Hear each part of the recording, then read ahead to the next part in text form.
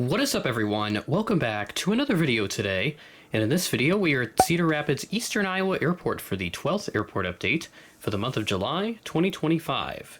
We've got another loaded update with a special, a new model, and various changes coming up for Eastern Iowa. So without further ado, we're going to go ahead and get started over at the slightly older section of the airport now. This used to be a bit different with a second concourse, but with some renovations, they added that extra area inside the terminal, which looks much nicer than what they used to have, since they used to have a second concourse for primarily smaller aircraft. Parked at Gate 1, we have the Allegiant A319.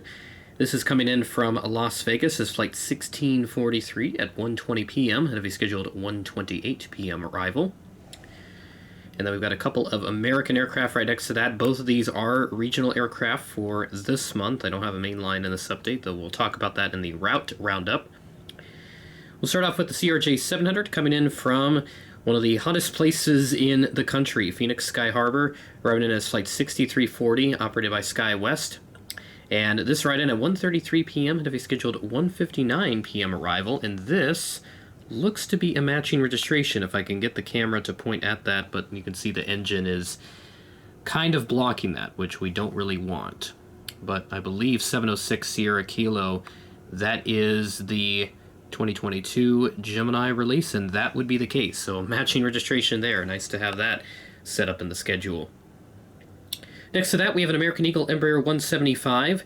This arrived in from Washington Reagan as Flight 4325, an Envoy service, so interesting to see Envoy out of Reagan, likely cycling through there right now. This arrived in at 11:43 a.m. and have a scheduled 12:04 p.m. arrival.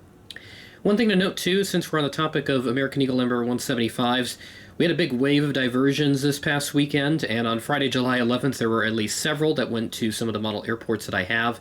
In this case, Cedar Rapids didn't get a American Eagle Embraer 175 intended for Chicago O'Hare from Kansas City. Flight 3562, November 307 Lima Hotel was the involved aircraft tail number with that particular case. Des Moines got several, and Omaha got one as well. Sioux Falls didn't get anything, since we typically don't take Chicago diversions. We mainly just take Minneapolis diversions and seldom Denver diversions if it is deemed necessary. So now we move over to our United section. Both of them are mainline to make up for the fact that American didn't have any. United always loves to swap aircraft types, but they've been pretty consistent here at Cedar Rapids lately. The 737-700 came in from Chicago O'Hare as Flight 1923. This right in a little bit delayed at 9:44 p.m., delayed by 18 minutes.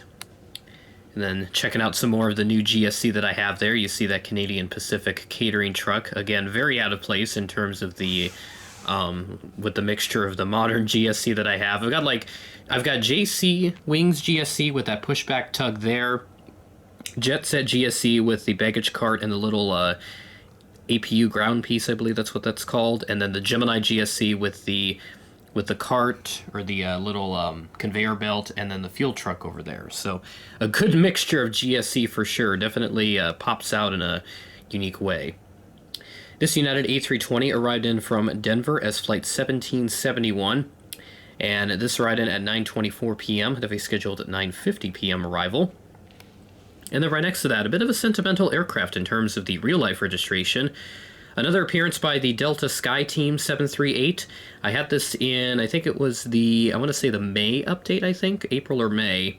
So pretty nice to have this aircraft back in action once again. And the real-life aircraft, November 381 Delta November, that does have splits. And I was fortunate enough to spot this aircraft in Atlanta, so I'll pop up a picture of that aircraft taxiing by us as we were on the south parking deck after we had some showers come through. So this was the Wednesday spotting meetup that we did, not the Friday one, which was spotting for like the first, I want to say 30 or 45 minutes, and then eventually it turned into a deluge of rain, lightning, and a lot of other stuff that happened at once.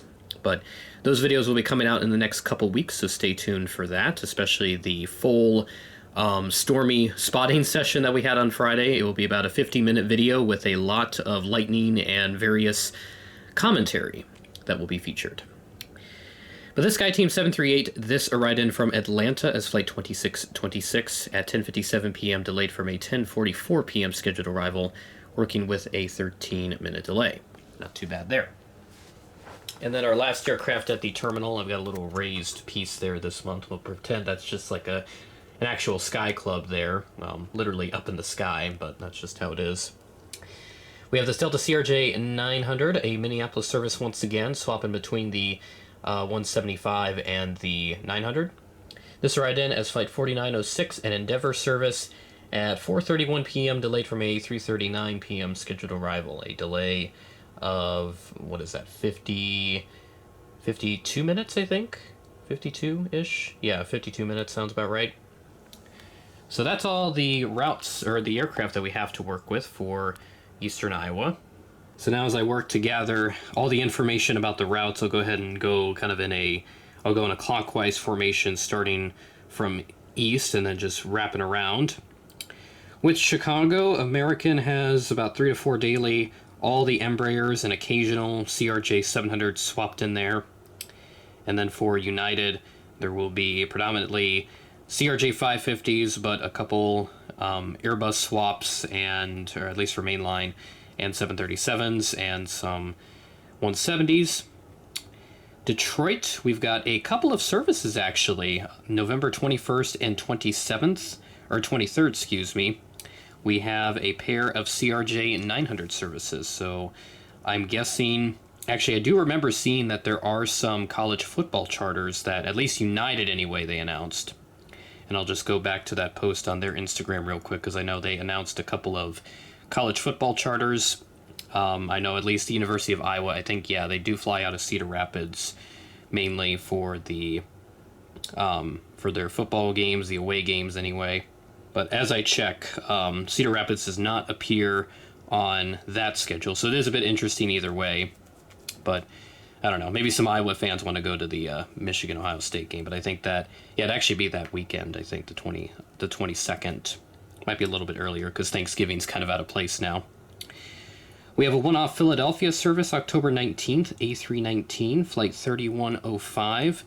That one might also be a college football charter, but I could be wrong on that. Washington Reagan sticking around with the one daily 175.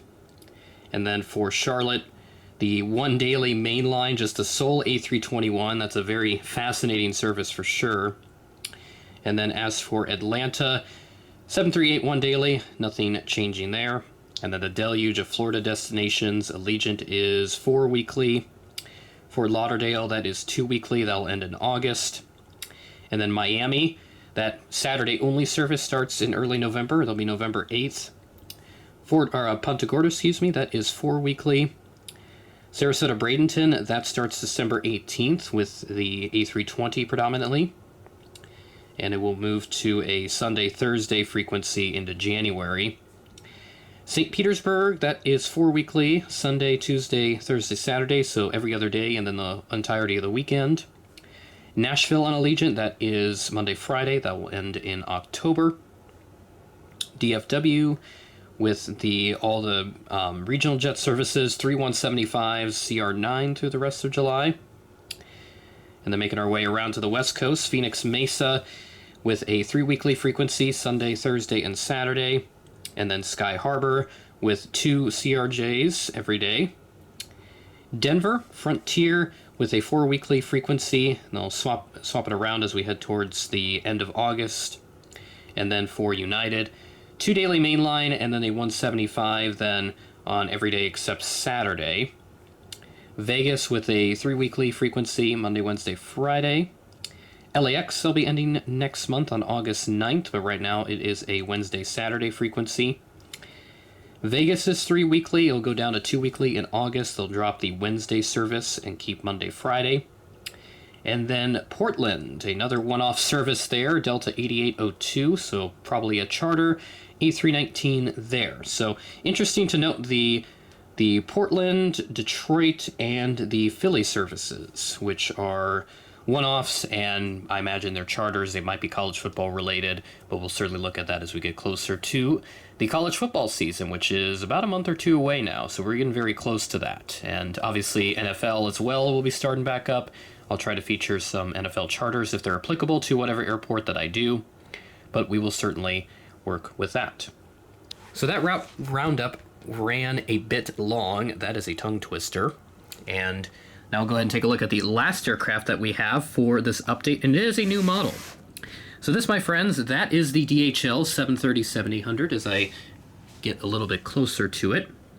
Huge thank you to Fly MDM, Mr. David, or the Matthew Kachuk superfan for allowing me to buy this off of him. Offered a really good deal on this DHL 738, and I've been wanting one for a long time. I just either never found one or never got around to getting it. It was a mixture of both, but he brought quite a few models to sell. I think a good chunk of them got taken off his hands, and this is one of them that I bought. So this DHL 738, Cedar Rapids does get these pretty often with a mixture of the Kalitta Charters 734s, which thankfully I've got that model as well. This ride in from Cincinnati is flight 833 at 7:50 a.m. ahead of a scheduled 8:02 a.m. arrival. Such an awesome model from NG. Just gotta love how they performed on this. The Gemini one, I haven't seen too many photos of it, but it does have the typical, JC Gemini flaws, but not much you can do there. But I'll definitely take this NG any day because this is a very nice model. So that, my friends, that is Cedar Rapids, our 12th update. We had the 1-year anniversary last month for this airport, and then Omaha had theirs in May. So we're certainly moving and grooving with this airport. And also Omaha and Fargo will already be reaching 6 months here in the next month's update will be August. You'll see the 6th airport update, so we'll be half a year into that series as well. And then obviously the legacy ones like Sioux Falls and Des Moines, those have been around for a long time.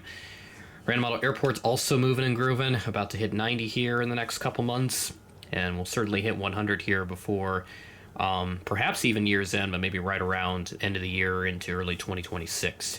So I'll certainly look into doing something fun for the 100th update in that regard. But as for Cedar Rapids itself, we are moving along pretty well, and certainly a lot of fun things coming up here for our airports as we move forward. With that being said, thanks for watching, and I will catch you in the next video.